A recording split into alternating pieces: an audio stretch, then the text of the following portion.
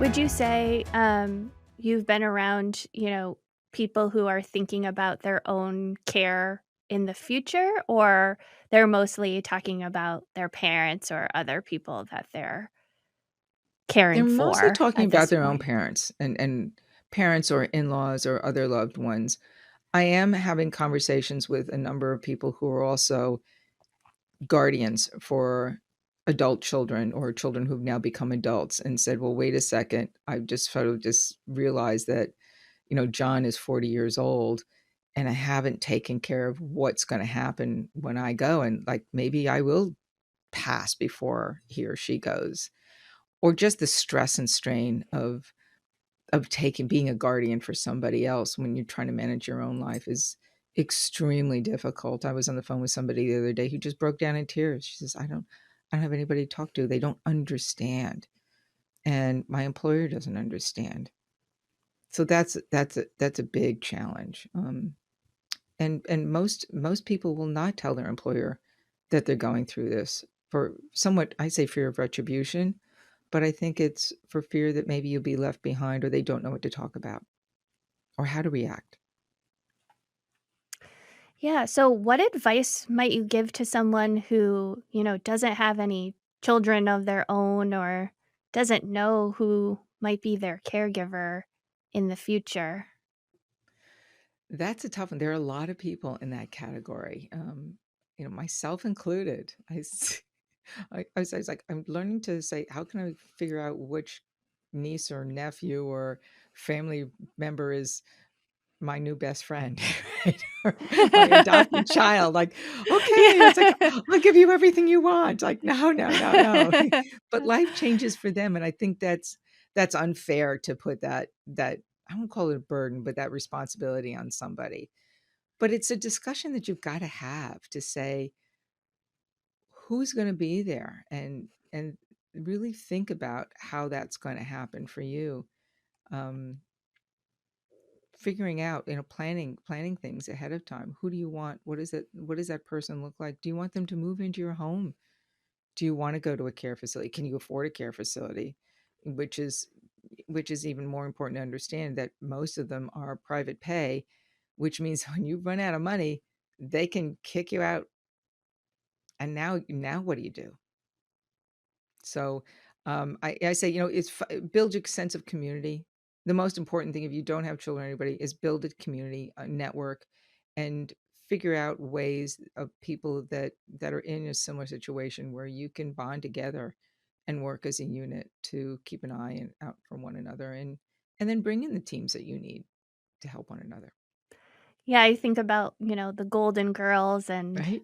all these ways that people kind of come together to support each other a little bit longer at the end of life. I wonder if there'll be more people doing these types of things together in the future, especially with a lot less people having children, Right. throughout the years. There's gonna be there's gonna have to be more innovative ways to prepare for that aging process that doesn't rely on this, like, duty to the parents of adult children. Um, And it may not necessarily so be fair for you to expect your children to do that. Especially if you have only one child, to expect them to put their life on hold to do that, because some cases it may require that, and I've seen lots of people do that. And there have been reports of very public people coming out and saying, "I had to declare bankruptcy because I had to quit my job." I read a statistic the other day. They said on average, the caregiver, an employee caregiver, will use 33% of their own income to supplement the care of a parent. That's a lot. I don't care how much you're making, whether you want to do it or not. But that's a financial burden that you really have to understand if you can't supplement it yourself. And down here, they're looking at tiny home communities for seniors and how to do that so you integrate it into a more generational type of environment, which I think is really creative. yeah. So with the emergency situations too, I'm wondering about, adult children and also like the payment or insurance aspects of that kind of thing. So, um, Can you tell us, like, a little bit more about your experience with health insurance and benefits as being the adult child and how you learn about that for your parents and kinda Sure. manage those finances? Well, first of all, I say the one of the most important things you have to understand is how you're signing documents, especially financial documents. You just never sign your name. You make sure you're signing as a POA or as attorney in fact or whatever the case. Make sure you do not sign as just Nancy May because you can be Mhm. held financially liable and you do not want that to happen, period, ever. Mm. Insurance, so long-term care insurance, there are good policies and I wouldn't say bad policies, but they're expensive depending upon what stage of life your parents got into. My in-laws had a long-term care insurance policy that my father-in-law never benefited from, and when he passed, the money that went into it just evaporated. His wife never got the benefit of it. She had a policy Mm. that they were able to use to some extent, but those only kick in at certain stages. So you have to understand how to one read a policy if your parents have it and know exactly what it entails and when it kicks in and what you can do. Some policies are not allowing you to bring in an independent aid or have another family member as an aid working for you where that would be compensated or taken out of the insurance policy and that becomes costly. My parents had a life and long-term care policy so that when we used the one for my dad, it was I think it ended up being he just passed really to the end where there was about $50,000 left in it. So we got a good use out of it, but we could hire independent aides. We brought, we did it in the home. It didn't require a medical or care facility. And that was very, very helpful. And mom's it would have rolled over if there was extra money left over as a life policy into my mom's, but we had used that up. So for every dollar you took out, it dollar went off the life policy. So there was really no beneficiary at the end. But my mom had one too, and it was a smaller benefit that she got out of it. And I kind of like grumble about the guy who sold it them because they didn't think about that. Yeah, women typically last longer. So why wasn't there at least an equal benefit? It didn't make sense. So, but it did help in managing the care costs as well. So insurance is important. We talked today this morning at this aging care group. They talked about assisted suicide and what people are doing. There's a like 18% of seniors they say are committing suicide at certain points of life and if they find that out, you lose the insurance. So please, understand that. So some seniors apparently are committing suicide by starving themselves or dehydration. It's not violent like we might think in some cases, but that's important. It's very important to know. And you don't want anybody to suffer. So they're hard discussions to have but really understanding the entire finances of what your parents have and how to manage it so that they don't outlive their money is critical unless you're willing to pick it up. Yeah, I mean, at what stage of life did you wish you had some of these conversations with your parents, or did you have it at the right time, do you think? It seemed to be it was a regular conversation with us. So, as I said earlier, any visit or conversation, my dad would say, "Here's the new card for the insurance guy. Here's the financial advisor. Here's what's going on. Here's the local bank branch." We'd take a friendly visit down to the local bank branch all the time and say, "Hello, I just want to introduce you to Nance." Like, "Huh." So we did those things. At one point, my dad said, "I really want to make sure that you're on our bank account so that if anything happens that we can't write the checks, you are the primary um, Mm, person who can do this and not upon death at any point in time." So mhm, I think that's important to do too. Providing you trust an older child or a child who's doing this or anybody else, that's a key factor. But hopefully you've had those right. conversations. And I have seen adult children say, well, I've got $75,000 of mom, I'll just spend it and because I need it for my kids, and then I'll figure out how I'm going to pay it off. I think that my personal opinion is that's not the best way to do it because you don't know if you're going to have an extra 75 grand hanging around or more. And you had a really close relationship with your parents. I know you would write, letters to camp, I was call it, it with your letters from dad? camp, yes. Letters from camp? I Can you talk more about that? Absolutely. Somebody told me that they did something else recently with their folks, and I love the story, but, growing up, I went to camp and went to sleepaway camp up in Vermont, and I loved it. But my folks would send letters once a week to make sure, or more than that, that I was okay. And I'm like, yeah, just go away. Like, I don't want to be seen. Goodness gracious, I'm a big third grader or fourth grader, just fine. But they would send notes. My mom had beautiful handwriting. My dad was, cat scratch. So my cabin mates and I would sit together and I said, "I got another letter from dad. I need help deciphering this." So we decipher the letters and they had just as much fun with this puzzle that dad would send. And it always ended, love you, hun, and at the end. So I decided that when I couldn't be here all the time, and it came to a point where my folks were a little, dad didn't like to talk on the phone. Mom would talk on the phone until she really couldn't. I said, well, it's time for me to send letters from camp. And camp was my everyday life back in Connecticut down to Florida. So once a weekend, every weekend, I would take all the photos that I snapped on my phone, I put them into Word documents, and I would write a newsletter basically like on the first day of my summer vacation, type of thing, like hello mother, hello father, type of thing. And I would take pictures in the subway of New York or in bathrooms at fancy hotels, like, "Oh my god, look at the wallpaper, it's great." I'd make stuff up to make it sound like a fascinating, intriguing, like pictures at Rockefeller Center. I remember at 5 o'clock one morning going off to a meeting, and some guy said, "Want me to take your picture?" And there was nobody around. I thought, "Well, I just have to trust he's not gonna run off with my phone." But he didn't, and I had a great photo in front of the Christmas tree at Rockville Center to send with dad and mom, or things that we were just doing and just outings, and shared my life of the course of the week with dad, and the aides saved all those letters so that they could read them to him over time. So those were letters from Yeah. camp.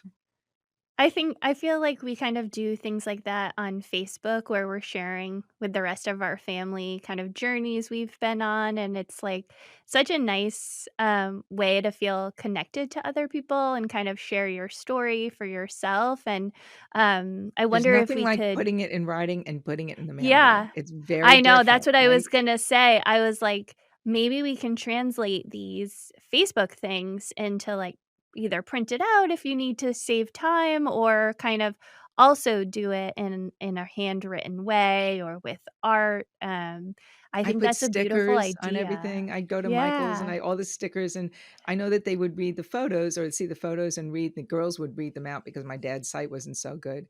But the stickers were just another extra little tactile thing that I designed, well, I just used to say, like, how do you look at the pictures going through? So it was just another sort of pattern interrupt beyond the the printed photos that were in there in the notes. And then I always Yeah. signed it, hand signed it, like, "Love you, dad. Love you, mom," and a little smiley face or, a cutie little thing or something. I put a picture at the bottom. Yeah. That's such a nice way to stay connected with your parents, throughout life and remember that you're both like a parent and a child too, even if you are more responsible for some of the things that you have to do to live. Yeah. Um to have that connection maintained and that bond as a parent and a child is such And a it doesn't have to beautiful be expensive. example. It's the price of a Yeah. stamp, really, and, Mhm. sometimes they took me a little longer than I thought. It's sitting there at Sunday night. It's like, "All right." Told my husband, "I think I need a glass of wine for this one." It could take me a little longer, but it's also a great reflection every week that, "All right, what did I really accomplish? Is it worth talking about?" Yeah, so I think one of my final questions, is what do you think, like, your experience as a businesswoman, over these years has kind of brought to the experience of being a caregiver for your parents? Ooh, that's another great question. I th I honestly don't think we really take into account the importance of our professional lives and how much it can contribute to our lives as caregivers. there's a separation because it's now personal when you're dealing with a parent versus a corporate environment. But you are now thrown into a very personal leadership role. So if you take that, are you a leader in a corporation, even if you're at a lower level in the corporate rung, you're not CEO, but you might be a middle level manager, you might be an admin. What do you do that makes you exceptional in that role? And how do you transfer that over to the caregiving role? It is, like I said earlier, I referred to this as the business of mom and dad Inc. So it's understanding finances. It's a strategy. What is the end goal? Is the end goal to make sure they die well, safely? Do you also want to be there? What does that look like? Knowing how to ask questions in a way that are not contentious, knowing even how to ask questions at times, just to help you sort of navigate and think about things in a way that is thoughtful for them, your customer, which is mom and dad, the service providers, I'll call them, or vendors, which are your doctors, your aides, your hospital, anything else, the transportation people that are involved in that. Now that's making it sound a little cold, but we're talking about the transfer of business skills to care skills. And to understand that having a heart in your professional life is critical because that makes you a standout employee or leader. And empathy goes a long way. I think it's something that we forget sometimes in the corporate world, that being real makes you even stronger and somebody that the rest of the world wants to follow. And you don't follow from the front, you follow from the middle and sometimes from behind. So being the dictator in the care of mom and dad as much as you want to, just to get things done fast, is not always the best course.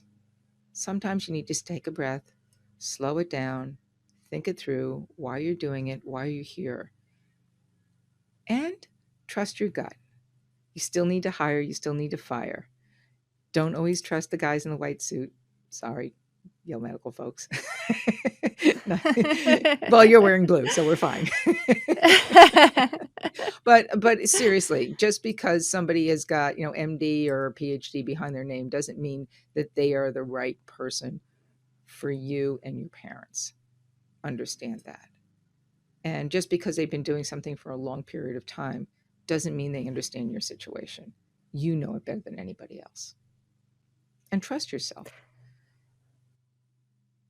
Yeah, I always love talking with you because you just keep it real and you're from the side of the everyday caregiver that's just trying to do the best for the person that you're taking care of. And on the medical side of things and the research side of things, there's so many people that have good hearts and compassion and are trying to do the best for mom and dad, Absolutely. and it takes a team of all of us to keep us in check, because we all have things to bring to the table for the benefit of older adults. So, it's so important for us to have these conversations It together and to is. keep that communication up and share Yeah. our knowledge. I have one more thing, if I may, just before we go, because it's something that's been bothering me for a while, and it's the term caregiver. I think that as a society, we have degraded that term. I'm just a caregiver. And we don't elevate the quality of and the importance of the person who really puts the effort into caring for somebody that we love. And it does take a team. They say it takes a village to raise a kid or a child. It takes a team of compassion, intelligent individuals who really all are working together for the same cause. And that's more than, I don't want to say just a caregiver. There's got to be a better word. It's the CEO of Mom and Dad Inc., right? Not that CEOs are perfect, but I think that's something that we as a society really need to have a serious conversation about the importance of what that term is and how do we elevate it to a higher plateau. That's very well said. I know a lot of people who study caregiving have moved to things like care partner, and So it's definitely a conversation. I think a lot of people still like identify with that word caregiver. So it's been Yeah. hard to kind of change in a widespread way to I think get about it, it. yeah, But yeah. yeah, but I do love the idea of that team focus and that really, the autonomy and the dignity of the person kind of in the center should be kept intact It's for the care as heart, long as right, you know? possible. Yeah, it's Yeah. the head, heart, Um, soul, and intelligence, and it's critical. mhm. Well, Nancy, it's been an absolute pleasure having you here. Can you put up your book one more time? Because I Yeah. really want people to This is the book with all my get notes. this My see, I book. even keep my own notes in there. So, but yeah, it's how to survive 911 medical emergencies before, during, and after. And it really we cover everything from how do you prepare, simple things like people don't even have the right numbers on their house. The person, one of the people who was an instructor for the paramedics, when I went to give her a copy of it after it had been published, I couldn't find her house because she didn't have a number on her mailbox or a house. And I said, Karen, like, how can you do this? You're telling me to do this and I can't even find you. Well, they all know where you are. It's like, no, they don't know where they are, where you are. So that's important. And then we go to the very end where if the 911 service is down and you can't call, how do you get 911 to your house? We have tips on how to do that as well. And they do go down. Excellent. Yeah. Yeah. So check it out and check out Eldercare Success and The podcast. you Yeah. know, yeah, and the podcast that Nancy May has. And I just want to thank you so much for being here today on our very first Yay. caregiving series video, learning from caregivers. And I Thank look you for being a forward part of my to team too, Joan. I our really appreciate that. yeah. Yeah. Yeah, you're a great team member. So, thanks again, and, we'll be in touch. Take care. Thank you very much.